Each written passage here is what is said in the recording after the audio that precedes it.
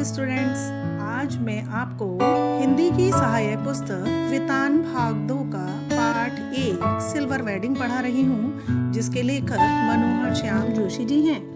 बच्चों, पहले हम मनोहर श्याम जोशी जी के बारे में पढ़ते हैं। मनोहर श्याम जोशी जी काफी प्रतिभावान व्यक्ति थे। इनका जन्म 9 अगस्त 1933 को अजमेर, राजस्थान में हुआ था। श्याम जोशी जी ने लखनऊ विश्वविद्यालय से विज्ञान में स्नातक की उपाधि प्राप्त की थी। जोशी जी की हिंदी भाषा पर काफी अच्छी पकड़ थी। जोशी जी हिंदी साहित्य के प्रसिद्ध गद्यकार, उपन्यासकार, व्यंग्यकार, दूरदर्शन धारावाहिक लेखक, जनवादी विचारक, फिल्म पटकथा लेखक, उच्च कोटि के संपादक और कुशल प्रवक्ता रहे। कुल मिलाकर बच्चों, हम ये कह सकते हैं कि ये single personality of multi talent थे, अर्थात ये हिंदी साहित्य के ऑलराउंडर थे। जी की प्रमुख रचनाएं हैं, जैसे उनके उपन्यास हैं कुरु कुरु स्वाहा, कसब, हरक्युलिस की हैरानी, हमजाद, क्याप आदि हैं। इनके कहानी संग्रह हैं टटा प्रोफेसर, षष्ठी वल्लभ पंत। इनके व्यंग्य संग्रह हैं नेताजी कहिन, इस देश का यारो क्या कहना। साक्षात्कार लेख संग्रह हैं बातों बातों में और 21वीं सदी।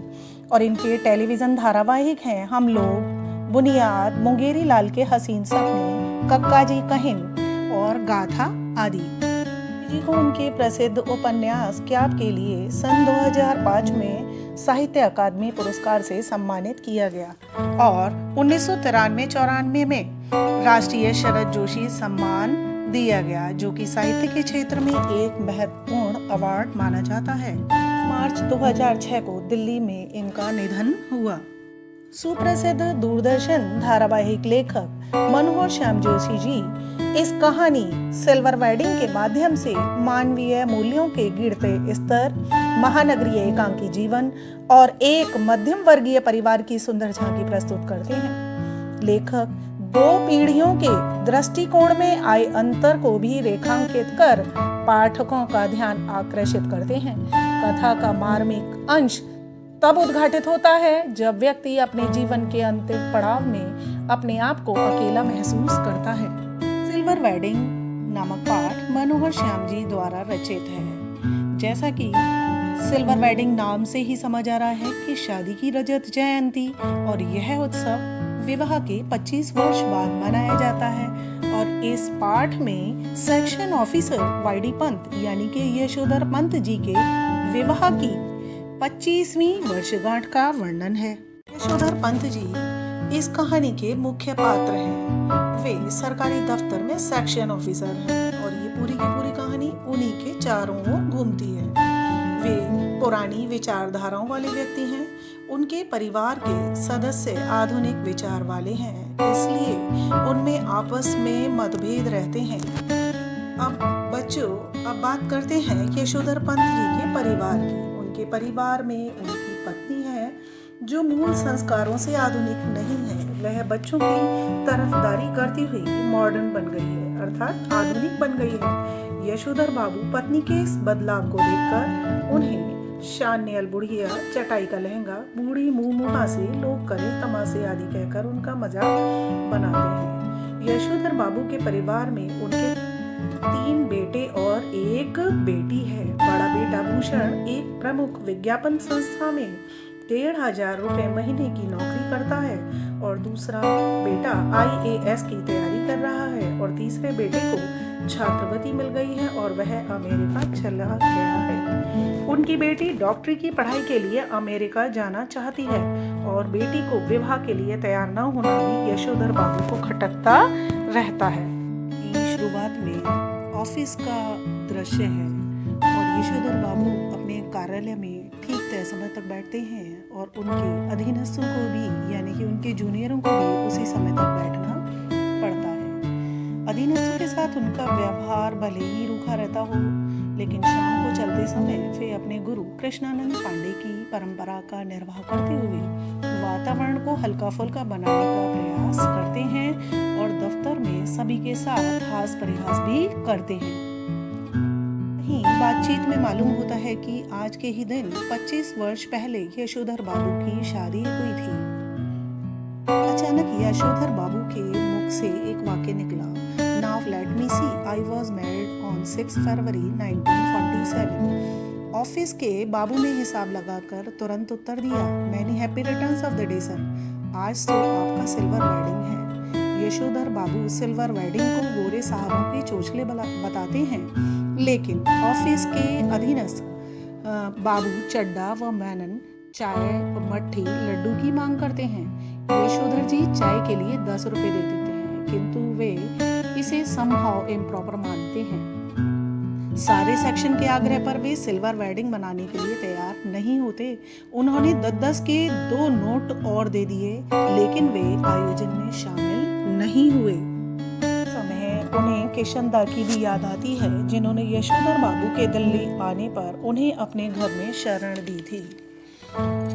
क्योंकि यशोधर बाबू की उम्र कम थी, इसलिए उन्हें सरकारी नौकरी नहीं मिल सकती थी। इसीलिए किशनदा ने उन्हें अपने घर में रसोई के काम पर लगा दिया और घर भेजने के लिए 50 रुपए भी एडवांस में दे दिए। बाद में इन्हीं किशनदा ने अपने ही नीचे इन्हें नौकरी दिलाई और दफ्तरी जीवन में यशोधर बाबू का मार्गदर्शन किया और उनके व्यक्तित्व के निर्माण में महत्वपूर्ण भूमिका निभाई।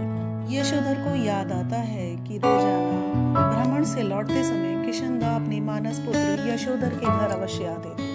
किशनदा ने उन्हें जल्दी उठना और सैर पर जाना सिखाया था। किशनदा ने early to bed and early to rise makes a man healthy wealthy and wise का मंत्र दिया था। किशनदा यशोधर को भाऊ कहते थे, जो यशोधर को बहुत अच्छा लगता था। किशनदा के यशोधर ने अनेक रूप देखे थे, किंतु सुबह की सैर वाली छवि तो उनके मन में बैठ गई थी। जब किशनदा कुर्ते पैजामे के ऊपर ऊनी गाउन पहनकर, गोल विलायती टोपी सिर पर लगाकर, पांवों में देशी खड़ाऊं धारण करके, छड़ी हाथ में लेकर दिखाई देते थे। किशनदा जीवन भर अविवाहित रहे। उनके स्वभाव की विशेषताएं थी कि वे बहुत सरल हृदय थे। उनको सादगी पसंद थी, धार्मिक विचारों वाले थे, सहयोगी, परोपकारी और आदर्शवादी मार्गदर्शक थे।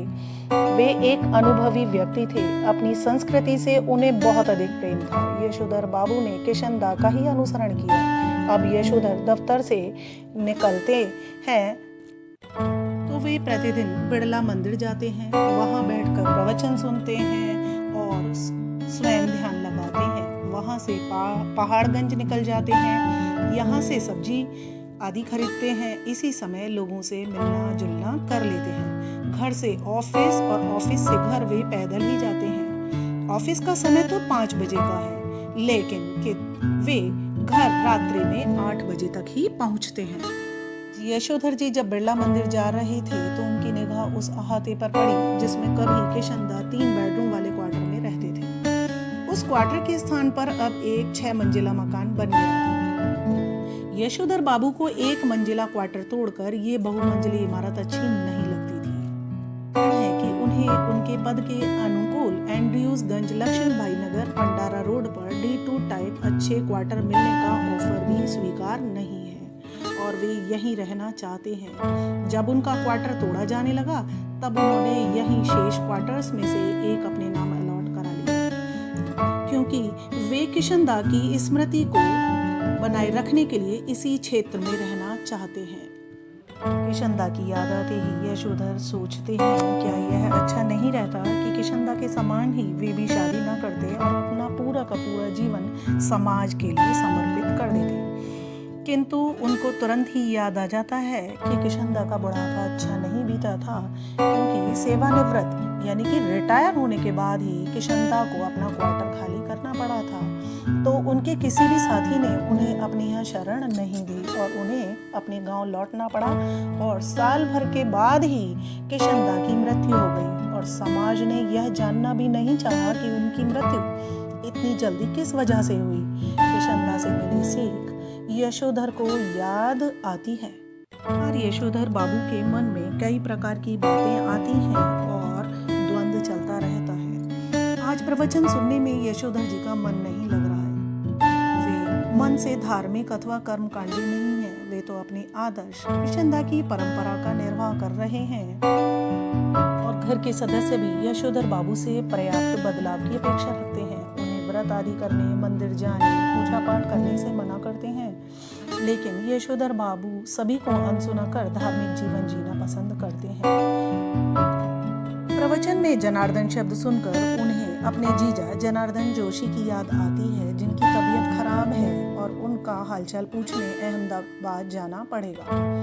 लेकिन तुरंत ही उन्हें ये बात याद आ जाती है कि उनके पत्नी और बच्चों को उनका जाना पसंद नहीं आएगा। उनके बच्चे व पत्नी का विचार है कि बिखरे हुए संयुक्त परिवार के प्रति यशोधर बाबू का एक तरफा लगाव आर्थिक दृष्टि से सर्वथा मूर्खतापूर्ण है, यानी कि बेकार है। यशोधर बाबू खुशी व गम के हर मौकों पर रिश्तेदारों के यहाँ जाना जरूरी मानते हैं और चाहते हैं कि बच्चे भी पारिवारिकता के प्रति उत्साहित हों।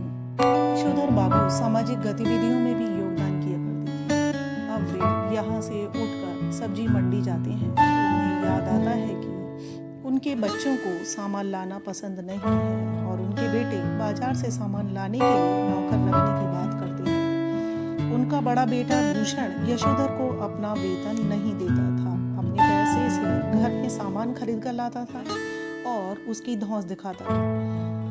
उनको उसका यह व्यवहार बहुत बुरा लगता है। जब यशोधर बाबू सब्जी लेकर घर पहुंचे तो वहां उनकी स्थिति द्वारका से लौटे सुदामा की जैसी थी। घर के बाहर वाईडी पंत नाम तो उन्हीं का लिखा था, लेकिन उनको लगा कि किसी गलत जगह आ गए हैं। क्वार्टर के बाहर एक कार थी, कुछ स्कूटर मोटरसाइकिलें खड़ी थी, बहुत से लोग विदा ले रहे थे। बाहर बरामदे रंगीन कागज की झालरें थी, गुब्बारे लटके हुए थे। घर बहुत सुंदर सजाया हुआ था, रंग बिरंगी रोशनियां जली हुई थी। बड़ा बेटा भूषण कार में बैठे हुए किसी साहब से हाथ मिला रहा था और वो कह रहे थे कि give my warm regards to your father.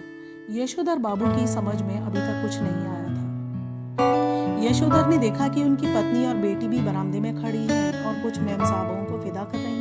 लड़की ने जीन्स और बगैर बाह का टॉप पहना हुआ है। पत्नी ने होठों पर लाली और बालों में खिजाब लगाया हुआ है। यशोधर बाबू को यह सब समहाउ इम्प्रॉपर लगता है। बाबू चुपके से घर पहुंचे तो उनके बड़े बेटे ने झिड़की सी लगाते हुए कहा, बब्बा आप भी हद करते हैं। सिल्वर वेडिंग के दिन 8:30 बजे घर पहुंचे हैं, अभी तक मेरे बॉस आपकी राह देख रहे थे। यशोधर जी ने शर्मीली सी हंसते हुए पूछा, हम लोगों के यहाँ सिल्वर वेडिंग कब से होने लगी है? यशोधर के भांजे चंद्रदत्त तिवारी ने कहा, जब से तुम्हारा बेटा 1,500 महीना कमाने लगा है तब से। यशोधर बाबू को अपनी सिल्वर वेडिंग की यह पार्टी भी समहाउ इम्प्रॉपर ही लगती है। उनको यह भी मलाल है कि जब वे सुबह ऑफिस गए थे तब इस आयोजन की कोई चर्चा तक नहीं थी। बच्चों के आग्रह पर वे केक काटने के स्थान पर भी जाकर खड़े हो गए। बेटी के आग्रह पर उन्होंने केक भी काटा, जबकि उन्होंने कहा somehow I don't like all this, किंतु केक खाने को वे तैयार नहीं हुए क्योंकि उसमें अंडा होता है। अधिक आग्रह पर उन्होंने कह दिया कि मैंने अभी संध्या नहीं की है। वे अन्य सभी से कहते हैं, आप सब लोग खाइए, please go ahead, no formality. Yashodhar Babu ने आज पूजा में ज्यादा देर लगाई क्योंकि वे चाहते हैं कि सभी मेहमान उठकर चले जाएं, तभी मैं उठूं। आज पूजा में भी उनको किशनदाही दिखाई दिए। यशोधर बाबू उनसे पूछते हैं, जो हुआ होगा से आप कैसे मर गए? किशनदा ने बताया, भाऊ सभी जन इसी जो हुआ होगा से मरते हैं, शुरू और अंत में सब अकेले ही होते हैं। यशोधर बाबू आज जानबूझकर पूजा को लंबी खींच रहे हैं तो बाहर परिवार के सदस्य उनको शामिल करने के लिए उतावले हो रहे हैं। वे संध्या में बैठकर भी अपना ध्यान केंद्रित नहीं कर पा रहे हैं। उन्हें रह रह कर किशनदाही दिखाई दे रहे थे, जो कह रहे थे कि इस संसार में हर व्यक्ति, चाहे वह परिवार वाला हो या ना हो, अंत में अकेला ही रह जाता है। यशोधर बाबू याद करते हैं कि किस तरह से किशनदा उनके घर आकर उन्हें दुनियादारी की बातें बताया करते थे, उनकी सभी शंकाएं दूर किया करते थे और आज भी उन्हें आशा है कि इस मुश्किल घड़ी में वे आकर उनका मार्गदर्शन करेंगे।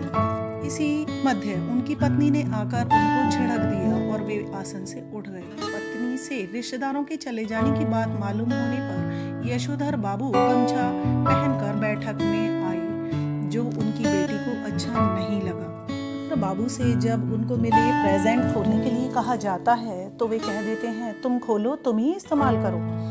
भूषण उनको खोलकर कहता है कि यह ऊनी ड्रेसिंग गाउन है, यह मैं आपके लिए लाया हूँ। आप सवेरे जब दूध लेने जाते हैं तो फटा पुलोवर पहनकर चले जाते हैं, जो बहुत बुरा लगता है। बेटी उनका कुर्ता पायजामा उठा लाई कि इसे पहनकर गाउन पहन। बच्चों के आग्रह पर वे गाउन पहन लेते हैं। यह कहना कठिन है कि उनको भूषण की यह बात चुभ गई कि इसे पहनकर दूध लेने जाया करें, जबकि कहना चाहिए था कि दूध मैं ला दिया करूँगा अथवा गाउन पहनकर वे किशंदा बन गए हैं। किंतु उनकी आंखें इस समय नम हो गई। शायद उन्हें अपने किशंदा का अंतिम समय याद हो आया था।